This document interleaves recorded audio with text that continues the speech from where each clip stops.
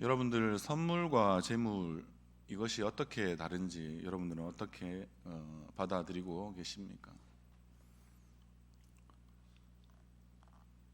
선물과 재물, 우리는 하나님 앞에 드리는 오늘의 굳이 구약의 재물을 오늘의 식으로 이야기해 보자면 신약에서는 아마 뭐 헌물이 되겠죠. 헌물, 예. 헌금이라고 할 수도 있고 뭐 헌신이라고 할 수도 있고 뭐 그 모든 것을 합쳐서 헌물이라는 이름으로 마치 이야기해 보자면, 그것이 여러분들 선물과는 어떤 차이가 있을까요? 아니면 선물과 뇌물은 어떤 차이가 있습니까? 우리가 재물을 드릴 때 어떤 의미에서는 하나님께 선물을 드리는 사람이 있고 뇌물을 드리는 사람이 있다라고 생각을 해본 적이 있습니다. 오늘 말씀을 놓고도 그런 말씀을 준비하면서 그런 생각이 문득문득 더 제 마음 가운데 들어왔습니다. 선물은 무엇입니까? 그냥 드리는 것이죠. 그런데 그냥 드릴 때 어떻게 드립니까? 정성을 다하고 마음을 담아서 드리는 게 선물이지 않습니까? 뇌물은 무엇입니까? 어쩔 수 없이 드리긴 드리죠. 아까워서 드리기도 하고 좀 이 정도면 그 사람의 마음이 좀 움직여져서 내가 원하는 대로 이 사람을 좀 내가 원하는 이익을 취할 수 있을까라는 생각으로 뇌물을 이렇게 드리지 않습니까? 선거의 계절입니다. 뇌물이 난무하는 곳이 많겠죠. 그런 것처럼 우리는 하나님 앞에 여러분들이 드리는 재물, 헌물, 헌금, 헌신이라고 하는 그 어떤 이름을 붙여도 여러분들은 하나님께 선물을 드리는 사람들입니까? 아니면 뇌물을 그냥 바치는 사람들입니까?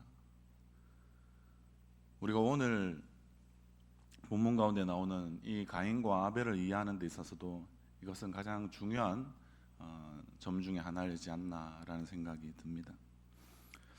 오늘 말씀을 살펴보기 전에 그 배경을 좀 이렇게 아울러 보면, 여호와께서 아담과 하와를 에덴 동산에서 내보내신 목적은 무엇입니까?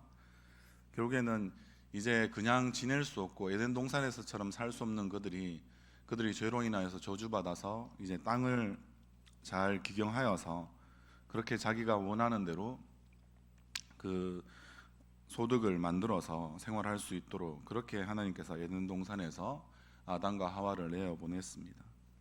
그리고 이들 가운데 이제 죄인임에도 불구하고 그래도 그 생명을 허락하셔서 맏아들 가인을 낳게 됩니다. 가인은 직업이 농부였다라고 오늘 우리 말씀 가운데도 확인할 수 있죠. 그래서 가인은 가인대로 또 하나님 앞에 그렇게 땅을 잘 기경하는 그런 사람으로서, 농부로서의 삶을 영위해 나갔습니다. 아벨은 어떻습니까? 양을 치는 그런 사람이었습니다. 양떼를 칠 때 양떼들이 한 곳에 머물러서 우리가 보면은 보통 유목민이라고 이야기하는 이 양뿐만 아니라 염소든 그 어떠한 동물을 이렇게 치는 사람들은 어떻습니까? 한 자리에 있지 않고 계속해서 돌아다니면서 하는 이유가 무엇입니까? 땅에 해를 주지 않기 위해서 식물의 뿌리까지 그 양이든 염소든 그것들이 다 먹어 치우지 못하도록 목초지를 찾아서 옮겨 다니곤 해야 했습니다. 그래야 나중에 또 다음을 기약할 수 있기 때문에 그렇습니다. 풀이 다시 자라고 또한 풀들을 향해서 땅의 상태를 잘 보존해서 그렇게 해서 또 다음을 기약하고 계속해서 삶을 살아갈 수 있기 때문에 그렇습니다. 그런 점에서 보면 가인만 땅을 이렇게 기경하는 그러한 농부로서의 모습들을 보인 것이 아니라 아벨도 또한 땅을 잘 섬기는, 땅을 잘 가는, 땅을 보존하는 데 동참하고 있는 모습이다라고 할 수 있습니다. 제가 목사 안수 받을 때도 마찬가지였고, 보통 동기 목사님들 안수 받을 때 이렇게 가게 되면 권면으로 받은 말씀이 지금도 여전히 남아있고, 아마 많은 분들도 그런 축하의 자리에 가셨으면 그런 이야기를 많이 들었습니다. 대표적인 말이 재물에 대한 말인데요, 재물은 말이 없습니다 라고 이렇게 고민하신 목사님이 있습니다. 그것은 무엇입니까? 재물은 죽어야지 재물이라는 거죠. 살아있는 것으로는 재물이 될 자격이 없다라는 말입니다. 목사가 된다는 것, 사역자가 된다는 것, 자신을 하나님께 바치는 일입니다. 그러자면 하나님 앞에서, 성도들 앞에서 철저하게 날마다 자신을 잘 죽이는 법을 아는 사람이 가장 지혜로운 사역자이자 목사가 아닌가라는 생각이 듭니다. 그러면 제가 사역자에 대해서만 이야기했으니까 우리 성도님들은 어떻습니까? 우리 성도님들은 사역자가 아닌가요? 조금 다른 부르심이 있고 모양도 다르고 아마 위치도 다를 수 있지만 우리는 똑같이 하나님의 일을 하는 사람들이면 성도라도 우리는 평신도 사역자라는 말을 써가면서 다시 성도들을 깨우고 있지 않습니까? 그래서 여러분들도 동일한 사역자이면 우리가 하나님 앞에서 살아갈 때, 사람들 앞에서 살아갈 때 오늘 내가 얼마나 잘 죽었느냐를 서로 자랑할 수 있는 그런 우리가 되었으면 좋겠다라는 생각이 들었습니다. 우리는 잘 산 이야기만 너무나 이렇게 넘치게 많이 하는데 오히려 우리의 기독교는 역설적으로 내가 얼마나 하나님 앞에서, 사람 앞에서 잘 죽는 삶을 살았느냐, 그것을 오히려 더 자랑하라라고 사도 바울도 때로는 많이 권면하지 않습니까? 갈라디아서 2장 20절 말씀, 우리가 너무나 잘 아는 말씀입니다. 그런즉 이제 내가 사는 것이 아니요 내 안에 그리스도께서 사시는 것이라. 이제 내가 육체 가운데 사는 것은 나를 사랑하사 나를 위하여 자기 자신을 버리신 하나님의 아들을 믿는 믿음 안에서 사는 것이다 라는 말씀입니다. 저도 늘 이 말씀을 가슴에 새겨두고 마음 깊이 이렇게 묻어두고 살려고 항상 애를 쓰지만, 그러나 또 돌아보면 내가 얼마나 이렇게 잘 살아있느냐를 더 많이 말했지, 오늘의 말씀 앞에서도 여전히 내가 얼마나 잘 죽었느냐를 내가 자랑하지 못했던 적이 더 많았다라는 그런 마음이 들더라고요. 우리 성도님들은 사명자로서 그렇게 감당할 때, 그리고 우리가 삶 전체가 예배라면 우리가 어떤 모습으로 하나님의 하나님 되심을 인정하고 우리는 우리가 지음받은 사람으로서 우리에게 주신 그런 귀한 구원의 선물을 받고 우리가 그 은혜 가운데 살아갈 때 우리가 자랑할 것은 우리의 자리를 지키는 것인데, 그 자리를 지키는 것은 우리가 참된 예배자로 세워지기 위해서 더 많이 내가 죽어야 하는 그 지점을 잘 알고 날마다 그렇게 우리가 잘 죽을 수 있는 그런 사람들이 우리 가운데 되시면 좋겠습니다. 그래서 오늘도 우리가 가인과 아벨을 더 살펴보기 전에 실제는 어떻습니까? 어떻게 보면 이 예배라는 것은 가장 인간이 드릴 수 있는 고귀한 행위입니다. 여러분들이 생각할 때 다른 어떠한 것도 귀한 것이 있습니까? 여러분이 하나님을 사랑한다라고 그냥 말로만 하는 것이 아니라 우리의 행위를 그 가운데 덧붙일 때 우리의 예배가 얼마나 하나님을 사랑하는 가장 귀하고 아름다운 행동이라고 할 수 있습니까? 그런 모습들 가운데도 우리가 자칫 잘못하면 어떻습니까? 가장 자신을 거의 죽이는 가운데 하나님만 생각하고 하나님께만 올려드리는 이 예배가 자칫 삐끗하고 잘못되면 어떻습니까? 결국에는 이 예배에 한번 드린 잘못으로 인하여서 결국에는 우리가 가장 안타까운, 자신이 죽지 못할 때 결국에는 자신을 죽이는 것이 아니라 타인을, 아니면 가장 가까운 나의 가족이나 형제를 죽이는 그런 일들이 오늘 벌어질 수 있다라고 지금 성경은 준엄하게 우리에게 경고하고 있는 것입니다.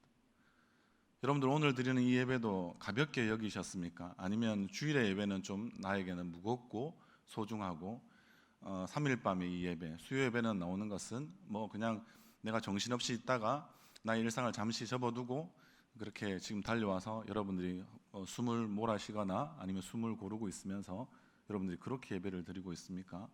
그래서 이 3일 밤의 예배는 여러분들에게는 좀 가벼운 것입니까? 어떠한 예배도 우리에게는 가벼운 것은 없습니다. 그만큼 소중한 것이고 가장 귀하고 아름다운 것입니다. 그런데 그 예배의 자리에서 우리가 온전한 예배, 그렇게 주님 앞에 올려드리지 못할 때 우리에게는 더 끔찍한 일들이 우리 가운데 일어날 수 있다라는 것이 오늘 성경이, 그것도 성경의 첫 번째를 열어서 이 땅 가운데 인간들이 살아가면서 가장 먼저 일어나는 일 중에서 그런 하나님을 예배하는 이런 일에도 같이 더불어서 이것이 뭔가 잘못되었을 때 그러한 안타까운 자신이 죽지 못함으로 결국에는 다른 사람을 죽이는 그런 일들이 우리 가운데도 얼마든지 일어날 수 있다라는 것이 오늘 이 예배가 우리에게 주는 의미이다라고 생각이 됩니다. 말씀을 더 살펴보기를 원합니다. 가인과 아벨이 각각 자신의 노동을 통해서 얻은 재물로 지금 감사의 예배를 드렸다라고 합니다. 우리 4장 3절과 4절의 말씀 함께 읽도록 해보겠습니다. 세월이 지난 후에 가인은 땅의 소산으로, 같이 읽겠습니다. 4장 3절과 4절의 말씀 같이 읽겠습니다. 세월이 지난 후에 가인은 땅의 소산으로 제물을 삼아 여호와께 드렸고 아벨은 자기도 양의 첫 새끼와 그 기름으로 드렸더니 여호와께서 아벨과 그의 제물은 받으셨으나, 5절까지 같이 읽어보겠습니다. 가인과 그의 제물은 받지 아니하신지라 가인이 몹시 분하여 안색이 변하니. 아멘. 어떻습니까? 이렇게 자신과 이렇게 지금 제물을 우리가 같이 드리는 모습을 지금 보이는 그런 모습들이 지금 아벨도 가인도 그러했다라고 지금 성경은 간단하게 말해주고 있습니다.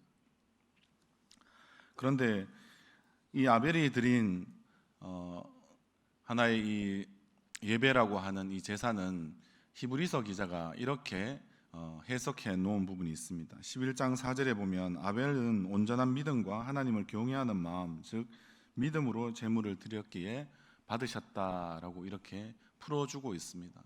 그럼 가인은 어떠한 마음으로 드렸을까요? 그 지점에서 우리가 특별히 잘 헤아릴 수 없는 부분이 있습니다.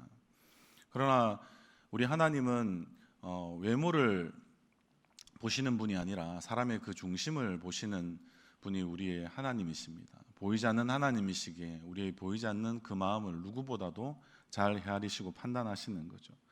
그렇게 볼 때 4절에 아벨은 자기도 양의 첫 새끼와 그 기름으로 드렸다라고 이야기하는 것은 뭔가 그 제물의 종류가 달라져서 아벨이 드린 것이 믿음으로 드렸다라고 생각하기보다는 결국에는 그렇게 구별하고 뭔가 더 소중한 그런 마음을 담은 모습들이 분명히 아벨에게는 오늘의 본문만 가지고도 충분히 보입니다. 그것을 히브리서 기자는 믿음이라고 이야기해 줬을 뿐이죠. 그런데 가인은 어떻습니까? 가인은 그냥 땅의 소산으로 제물을 삼았다라고 했습니다. 의례껏 우리가 해왔던 대로 한다는 것이죠. 오늘 아까 말씀드린 대로 주일의 예배는 내가 좀 더 준비하고 수요 예배는 그냥 내가 가벼운 마음으로 나오고 마치 이렇게 이야기하는 것처럼 수요 예배 잘 나오는 것이 가인이었고요. 주일 예배까지 그렇게 마음을 잘 잡아서 준비하여서 나오는 사람이 아벨이었다. 이렇게도 우리가 이야기해 볼 수도 있지 않겠습니까?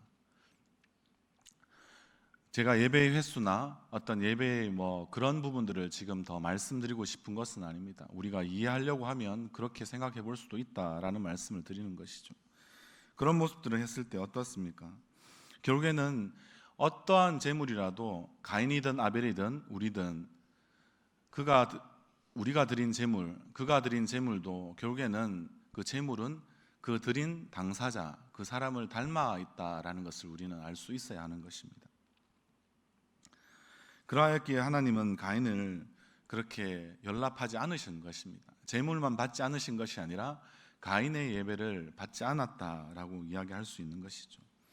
다른 말로 하면 가인은 제물만 드렸고 결국에는 자신은 그 가운데서 드리지 않았다는 것입니다. 아벨은 어떻습니까? 제물도 드리고 자신을 다 드린 것이죠. 그래서 우리는 내가 드리는 예배가 내가 하나님을 어떻게 생각하는지 그것에 분명히 반영되고 있다라는 것을 우리가 잘 알 수 있기를 바랍니다. 제물과 자신을 제대로 드리지 못한 예를 더 살펴보면 어떻습니까? 사울왕은 아말렉을 진멸하라라는 하나님의 그 말씀을 받고 잘 순종하지 못하였습니다. 그래서 하나님의 말씀을 전하여 준 사무엘 앞에서 변명할 때 어떻습니까? 여호와께 자신이 드리려고 아말렉을 진멸하는 중에 다 멸하지 않고 그 중에서 가장 소중한 것들, 자기가 봤을 때 값지다고 생각되는 것들을 남겨두어서 구별해서 준비한 것이다라고 에둘러서 자신의 비겁한 행동들을 변명하기도 합니다. 사울왕도 어떻습니까? 제물은 드렸지만 자신은 드리지 않은 것이죠. 그러면 신약의 사도행전 5장에 나오는 아나니아와 삽비라는 어떻습니까? 초대교회의 바나바라고 이야기하는 위로자라고 아예 정의 내릴 정도로 걸출한 인물, 이 바나바는 또 바울을 이 초대교회의 하나님 앞에 헌신자로서 세운 귀한 인물 아닙니까? 그 바나바가 자신의 땅이 있어서 그 땅을 초대교회의 여러 가지 일로 아마 재정적인 어려움들이 있을 때 그런 부분들을 좀 이렇게 섬기고자 싶어하는 마음으로, 정말 하나님이 주신 귀한 마음으로, 하나님이 나에게 주신 그 구원의 은혜가 너무 커서 내가 귀한 것으로 주님 앞에 나의 모든 것을 드리고 싶다는 마음으로 자신의 그 땅을 팔아서 결국에는 사도의 발 앞에 놓고 하였습니다. 이것을 통하여서 바나바는 더 많은 사람들의 칭찬을 받게 되고 명성을 얻게 되었습니다. 이걸 지켜보고 있었던 부부가 있었죠. 아나니아와 삽비라라고. 그에게도 땅이 있어서 그 땅을 팔아서 이렇게 이제 사도들의 발 앞에 놓아두었습니다. 그런데 그의 마음이 그게 전부 다 완전히 그 마음 가운데 들여지지 않았죠. 그래서 어떻습니까? 결국에는 아나니아와 삽비라 전부 다 결국엔 그 자리에서 거짓된 그런 마음들 때문에 재물을 드려놓고도 자신을 드려지 못하였기에 결국에는 그 자리에서 즉사하고 말았던 그런 초대교회 가운데 가장 은혜로운 그 초대교회에서도 이렇게 비극적인 일들이 벌어지는 것들을 우리는 잘 알고 있습니다. 천지 만물 창조하신 하나님, 만유의 주제로 우리는 하나님을 고백합니다. 하나님이 우리에게 무엇이 부족하여서 이 재물을 자꾸 받으시려고 하시는 것일까요? 그렇지는 않습니다. 하나님의 본심은 예배를 통해서 우리 자신과 관계하기를 원하시고 그러하게 우리 자신에게 그 마음을 받고 싶어 하시는 것입니다. 이 마음은 어떻습니까? 거기에 결국엔 생명이 깃들어 있지 않습니까? 그래서 생명을 주신 하나님께서 우리의 그 전부를 원하시는 그것들을 우리의 생명을 달라고 하지 않고 구약에서도 동물을 통하여서 그 생명을 취하기도 하였지만 그러나 그것 가운데 너의 마음이 들어있는 거냐 그렇지 못하냐를 하나님은 살펴보시고 그 재물을 늘 연락하셨다는 것이죠. 그런데 우리는 어떻습니까? 마치 두 마음을 품는 것처럼 우리의 마음을 쪼개어서 여기에 하나님께 조금은 드리고 또 다르게 우리의 마음은 다른 데 써버리고 하는 그런 우리의 어리석음들이 우리가 예배를 드리러 나올 때 우리의 마음을 살펴보면 그렇지 않은가요? 아니면 저만 그렇습니까? 그래서 예배를 통해 우리가 각자 원하는 것을 하나님으로부터 마치 우리는 당당히 요구할 수 있는 것처럼 하지 않을까요? 앞에 처음에 서두에 말씀드렸던 것처럼 마치 우리는 그 재물을 선물로 하나님 앞에 다시 돌려드리는 것이 아니라 내가 하나님께 더 무언가를 요구할 수 있을 자격을 얻는 것처럼 생각하고 여러분들은 예배 드리고 있지 않습니까?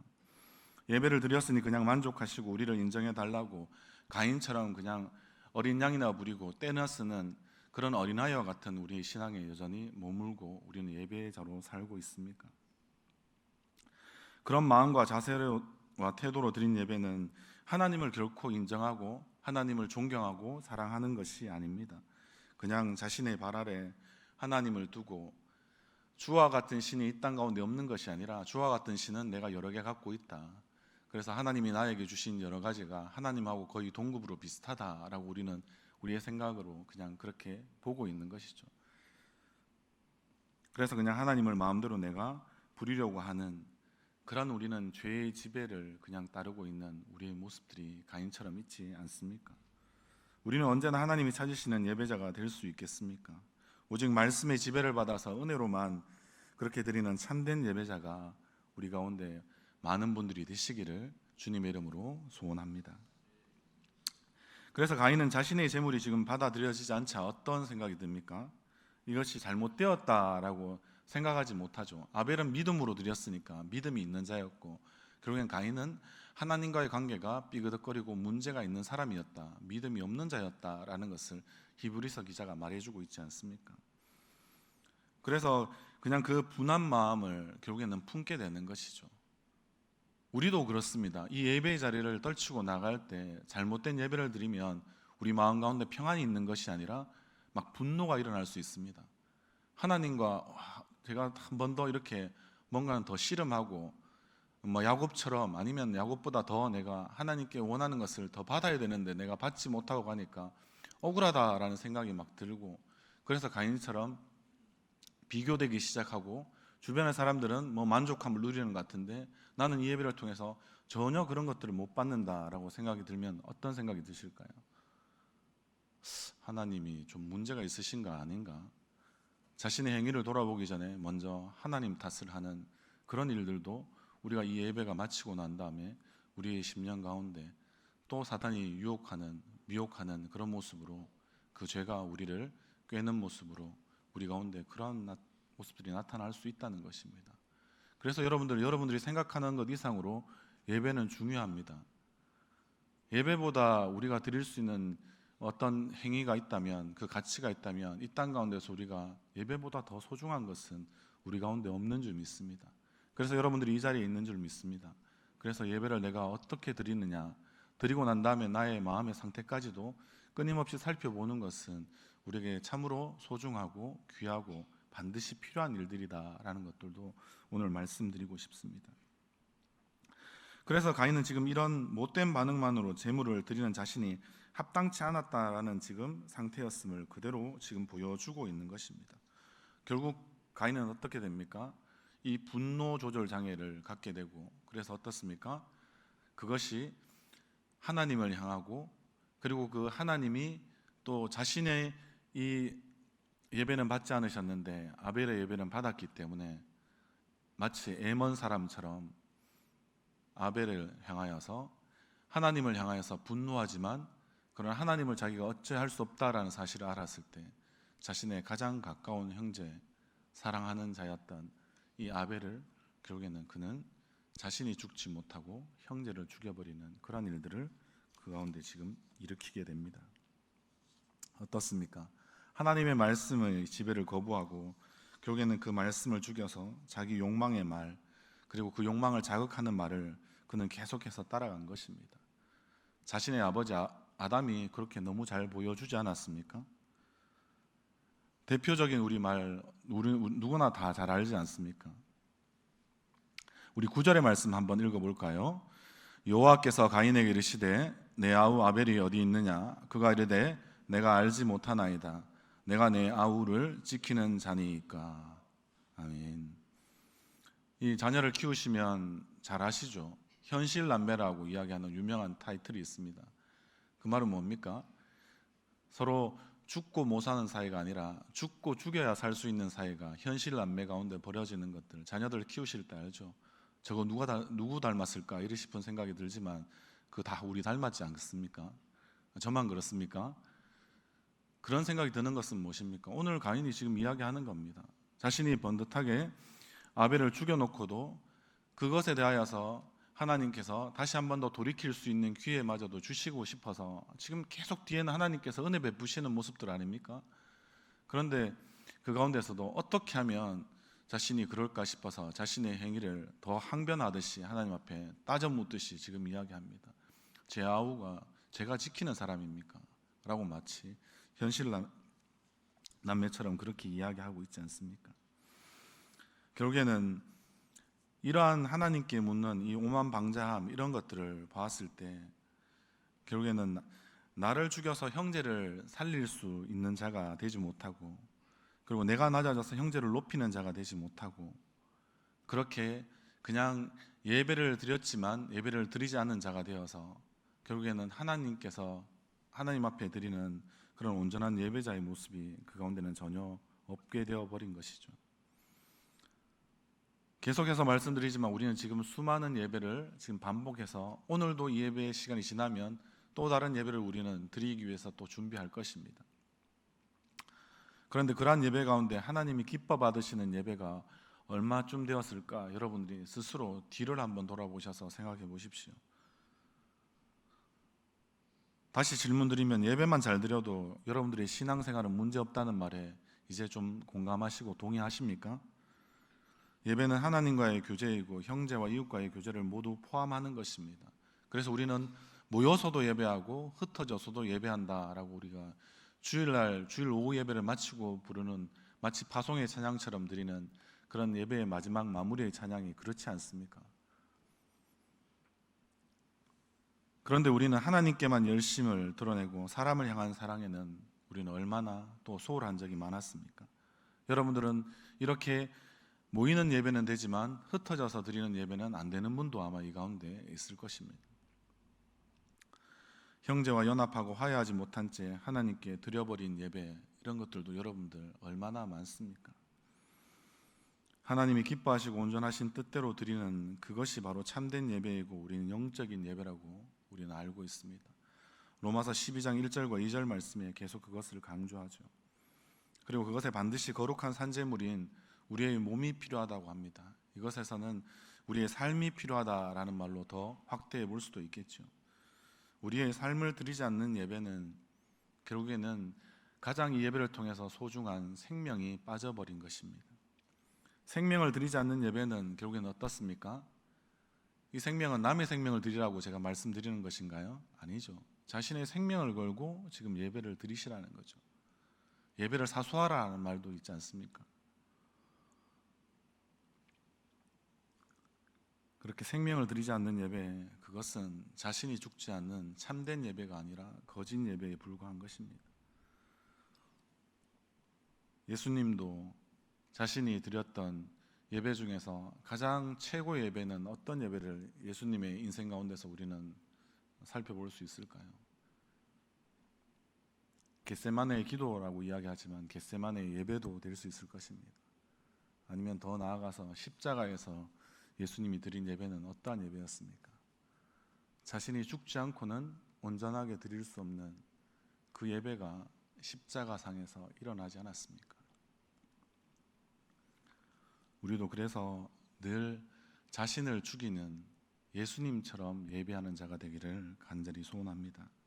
사랑하는 성도 여러분, 우리의 삶 전체가 결국엔 예배가 되기를 바랍니다. 우리의 입술의 모든 말과 마음의 생각들, 그리고 우리의 행동 하나하나, 그 모든 행실이 하나님이 받으실 만한 산제사가 되도록 우리의 삶 가운데 늘 죄의 지배를 거부하고 말씀의 지배를 따라서 주님 앞에 온전하게 예배드릴 수 있는 우리 모든 성도님들이 되시기를 간절히 소원합니다. 그러할 때 우리에게 다시 한 번의 은혜를 베푸시는 분이, 지금 제가 오늘 말씀은 다 시간 관계상 이 정도에서 마무리하겠지만, 가인에게 계속해서 요 하나님이 나타나셔서 가인의 마음을 보살펴 주시고 긍휼을 베풀어 주시고 자비하신 가운데 그를 지금 인도해 주는 모습들을 우리는 10장 이하의 15절까지의 말씀, 10절에서 15절까지의 말씀들을 우리는 살펴볼 수 있습니다. 결국에는 어떻습니까? 다시 우리는 거기에서 하나님의 은혜의 역사가 시작된다라는 것을 우리는 알 수 있습니다.